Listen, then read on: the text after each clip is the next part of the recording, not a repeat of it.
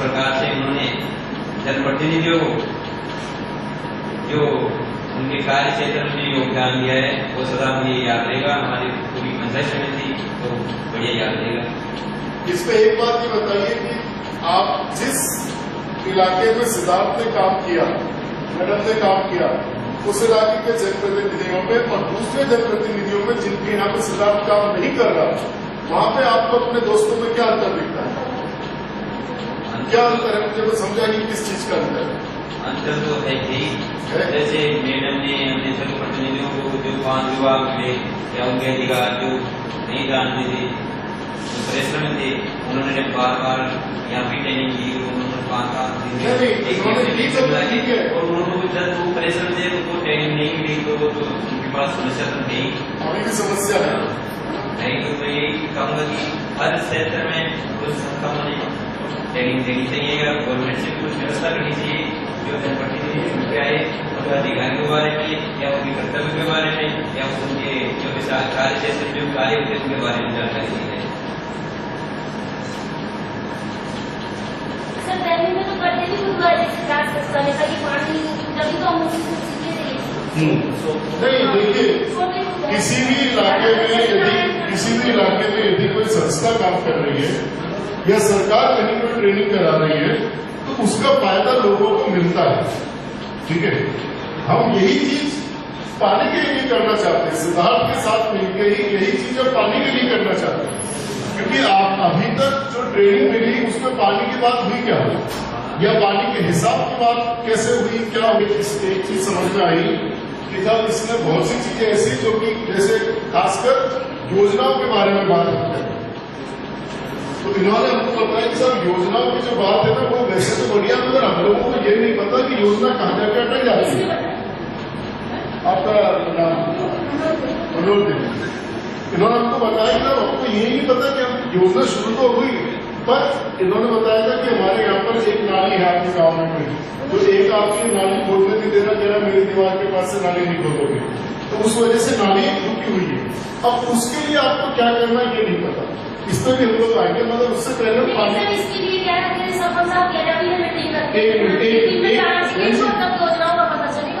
एक हम लोग उसमें भी आएंगे, पर मैं एक बार पहले पानी के हिसाब की बात करें। ठीक है, पानी के हिसाब में हम लोग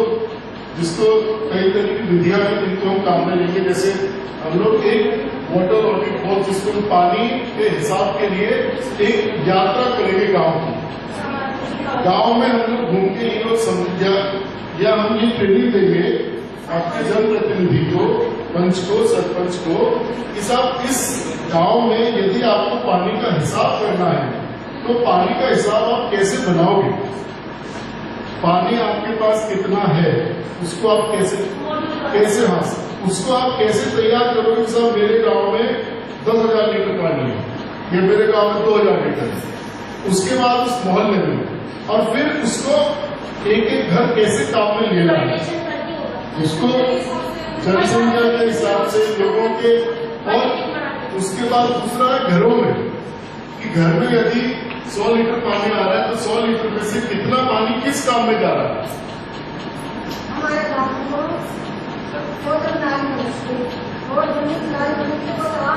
उस बात को अभी आते हैं, उसको भी आते हैं। तो इस चीज को हम लोग इस पूरे मॉड्यूल में पानी के हिसाब किताब की विधियां जो लिखी हुई है ना उसमें हम यही लोगों को और समझाएंगे। हम ऐसे नहीं कि अब किताबें समझेंगे, हम भी चाह रहे हैं कि आपको लेके गांव में जाए, आपको बताएं कि हाँ कि आपको कैसे उसका हिसाब बनाए, आपका जो पानी है गांव का उसका हिसाब कैसे बनेगा कि कितना पानी और कहाँ खर्च होगा। क्या कहते हैं सरपंच साहब इसका, आप क्या कहते हैं इस बात पे, क्या इसमें इसका इस जगह कुछ फायदा मिलेगा?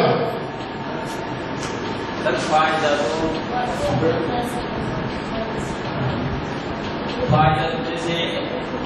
ग्राम पंचायत के अंदर जितने भी संसाधन है पानी वो इसके पंचायत भी हो तब तो इसका हिसाब किताब हो जाए। बढ़िया से प्रदर्शन तंत्र इसमें सब खुले हैं, सब अपने अपने कुएं को जाते हैं, अपने अपने बोरिंग लगाते हैं, इस पर कोई है नहीं। मैं तो यही चाहूँगा कि जो भी संस्था या कार्य कर रही है या गवर्नमेंट भी इस बात पर ध्यान रखे जरा, भाई किस पंचायत का एरिया आता है, उसमें जो भी बोरिंग जो भी हुए वो बिल्कुल जो भी पानी खर्च नहीं करें, तो विशेष ध्यान दें, कोई बोरिंग प्राइवेट नहीं करें। आजकल हर गांव में प्राइवेट बोरिंग कराकर इतना दमन करते हैं, टैंकर से पानी इतना वेस्ट करते हैं, तो कोई पाबंदी नहीं है। गवर्नमेंट या पंचायत को अपने जो अधीन है या उनकी बोरिंग है उन पर पाबंदी कर सकती है, ये इम्प्रूव कैसे करें। और इनमें वो बोलना चाहती हूँ खेती बाड़ी अच्छी हो, उसके लिए को नई बात से लगे तो वो बता सकते हो, समझ सकती हूँ। और शब्द देवी जी,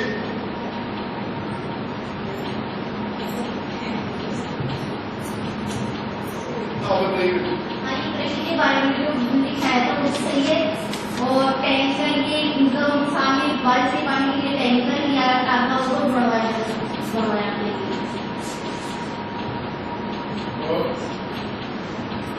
पानी ना बहुत मूल्य चीज है, जैसे आज भी मिल रही है, आज हम उसका मिसयूज कर रहे हैं,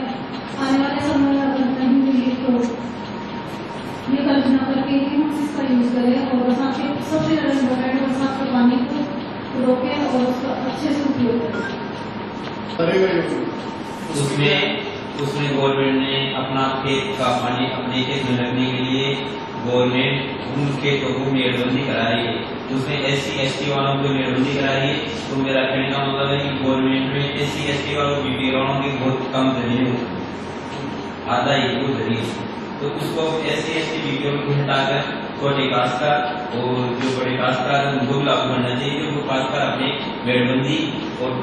उसके टैगोर करा सके और बरसात का पानी एक खेत से दूसरे खेत नहीं जाए और वहाँ का पानी वो जमीन के अंदर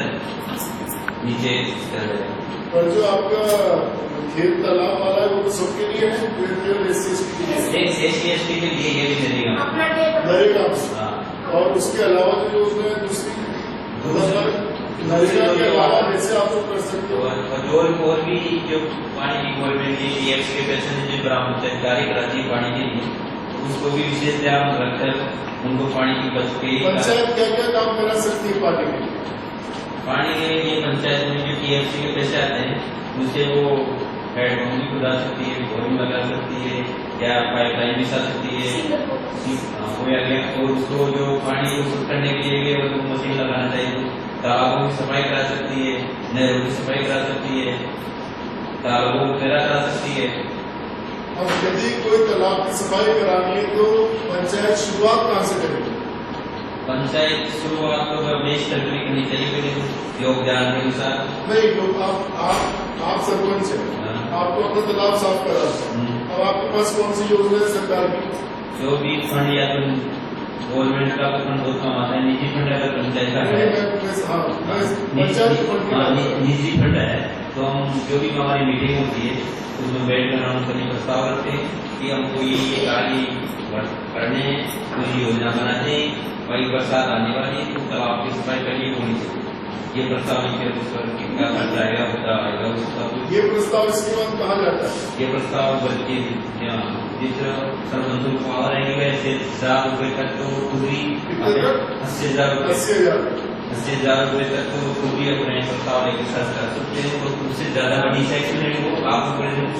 वो सेक्शन के लिए वो वहाँ वीडियो साहब वीडियो साहब भी जो इलेक्शन है वो भी बोला आपकी सेक्शन आपके यहाँ पे कितने वार्ड पंच किस बात को जानते हैं कि ये तरीका है? वार्ड पंच जो ज्यादातर जो हर मीटिंग में आता है या एक नेता जागरूक है, जो 50% महिला वार्ड पंच है उसमें से कितनी जानती है इस बात? हमारे तो सभी दूसरी पंचायत में जहाँ पे आप जो लेडीज जो आरक्षण के क्षेत्र में जो सीट पर आती है उनको तो जो बड़ी महिला है उनको ट्रेनिंग मिलती है, तो ये कहते हैं तो सभी महिलाओं को ज्यादातर विशेष ट्रेनिंग मिलती है, जो भी कहीं मिलती है, वो बड़ी हुई है। हमारा जो उत्तराखंड एक ब्लॉक है ये सिटी के बहुत नजदीक है, इसलिए थोड़ी महिलाएं भी जागरूक है।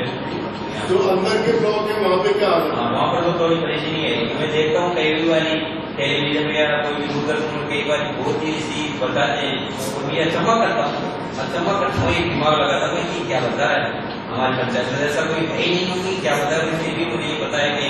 एक बड़े इलाके हैं वहाँ पर पंचायत को कुछ ज्यादा जागृत नहीं होती है, कोई सरपंच जो कर दिया वो कर दिया, वार्ड को पता नहीं है।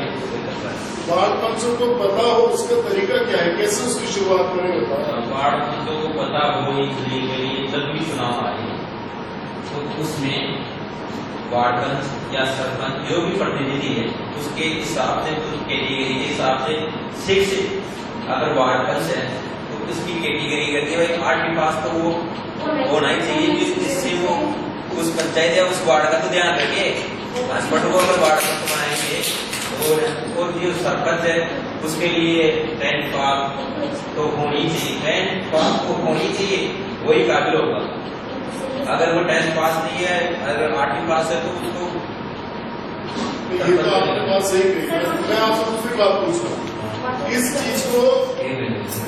चीज को यदि शुरुआत में मान लो मैं कहता हूँ सब ये वार्ड पंच इनको कोई काम करवा तो इनको सबसे पहले कहाँ जाना पड़ेगा? अगर वार्ड पंच को है तो अपनी मीटिंग होती है पंचायत में, हर महीने की अभी 4 मीटिंग होती है, उन मीटिंग में आएगी अपनी समस्याएं बताएं कि अब मेरे वार्ड में ये समस्या है, सरकार से प्रस्ताव लिखाएं, बैठ के भाई मेरे वार्ड में ये समस्या है, सरकारी करना है, वो प्रस्ताव देंगे, सर्वसम्मति लेने होगा, सब बंदों का फैसला होगा, फिर उसकी हम तैयार करते भाई इसका बजट मिलता जाएगा अपने लेवल की बात है, ये आगे जाएगा ही। जब हम प्रस्ताव को वीडियो साहब को करते हैं, वीडियो साहब की अगर उनके सारे क्षेत्र के अधिकार में है तो वो कार्य करते हैं, वो भी आगे जाते हैं। इन योजनाओं की जानकारी कितने लोगों को है? आपके सरपंचों में और पंचों में कितने % लोग जानते हैं कि साहब इतनी योजनाएं? जो सरपंच है वो अपने दायित्व को समझता है, अपने अगर जनप्रतिनिधि का कर्तव्य निभाता है तो वो अगर पता भी नहीं आता तो वो जागरूक होगा, कहाँ से भी मीडिया से होगा या कोई संस्था से जुड़ेगा या किताब से पढ़ेगा, तो उसको अपना कार्य क्षेत्र को अगर अच्छी तरह से चलाना है, सीखना है, आगे बढ़ना है तो मेहनत तो करनी पड़ेगी। वो कहाँ से भी सीखेगा। नहीं, मैं आपसे पूछ रहा हूँ कहाँ से सीखा है उसको समझाइए ना। मैं आपसे कह रहा हूँ कि आपको सिखाना है, आप सबसे पहले क्या बताएंगे कि सर यहाँ जाए कि वहाँ जाओ? हर मीटिंग में आप कोई भी कार्यक्रम हो पंचायत तो सिर्फ आप उसमें जाने से कुछ को पता चलिएगा। हर बार भी नहीं है तो पंचायत समिति में भी कैंप करते हैं, मीटिंग करते हैं, 5 घंटे होती है, हर कार्यक्रम होते हैं। मीडिया में पेपर पढ़ो, आजकल मीडिया में हर खबर, छोटी से छोटी खबर, हर पंचायत राज की खबर आती है, आजकल दूरदर्शन है, हर प्रोग्राम होता है, उसको थोड़ा देखिए और समझिए। गवर्नमेंट तो हर गांव बैठे मोबाइल पर मैसेज आते हैं, कोई भी अगर गवर्नमेंट की स्कीम लागू होती है या कोई भी गवर्नमेंट, ये समझता हूँ कि गवर्नमेंट जितनी भी स्कीम लागू होती है वो बहुत ही बढ़िया लागू करती है। हम जो बात कर रहे हैं ना, जो आप ट्रेनिंग सेंटर की बात कर रहे हैं, ये उस ट्रेनिंग सेंटर में क्या ट्रेनिंग दी जाए, हम वही प्रोग्राम की बात कर रहे हैं। उसमें मैं आपसे ये जानना चाह रहा हूँ कि योजनाएं जनप्रतिनिधियों को समझ में आए अच्छे से, वो इसके बारे में जानकारी उनको मिले, उसके लिए इस ट्रेनिंग प्रोग्राम में उनको कैसे बताई जाए चीज? वहाँ जो उनका पंचायत क्षेत्र है, जो भी उसका क्षेत्र है, वहाँ पर मौके पर जाके पूरी एरिया को घूम कर जनप्रतिनिधियों के साथ उसको बताना चाहिए भाई ये पानी के लिए ये जगह ठीक रहेगी, संरक्षण के लिए या उनके लिए, तो वो वहाँ पर मौके पर जाके ये ट्रेनिंग सेंटर देना चाहिए हर पंचायत को। वहाँ अलग अलग अगर 25 किलो या अलग अलग होती है, कई जगह की वहाँ आवश्यकता होती है तो कई जगह आवश्यकता नहीं होती है। इसलिए मैं चाहूँगा कि हर पंचायत की अपने वातावरण के अनुसार ही वहाँ पर ट्रेनिंग सेंटर होना चाहिए। और मैं ये भी कहना चाहूँगा कि जो ग्राम पंचायत जो पंचायती राज है उसमें भी कुछ जनप्रतिनिधि के चुनाव में भी उसकी शिक्षा पर जरूर ध्यान देना चाहिए कि भाई जो जनप्रतिनिधि हैं वो अपनी वार्ड पंचायत तो उसकी शिक्षा क्या होनी चाहिए, सरपंच तो उसकी शिक्षा क्या होनी चाहिए, MLA होना पड़ता है तो उसकी भी शिक्षा होनी चाहिए, जिससे वो अपने क्षेत्र में एक बढ़िया जनप्रतिनिधि रूप में अपनी जो भी योजना लागू होती है उसको जनता के बीच में जाके उनको अपने फील्ड में जाके उनके रूबरू और उनको बढ़िया ढंग से, अगर पढ़ा लिखा होगा तो बढ़िया ढंग से उनकी जनता के बीच में जाके हर योजना के बारे में, अपने कर्तव्य के बारे में, अपनी जिम्मेदारी के बारे में बता सके और जनता को जागरूक कर सके, जिससे हमारा विकास अच्छी तरह से हो सके। आपने उस दिन हमको दो बातें बताई कि आपके यहाँ जैसे नाले की समस्या है, एक मैं बात बताऊं तो अब आपके यहाँ जनप्रतिनिधि को ये नहीं पता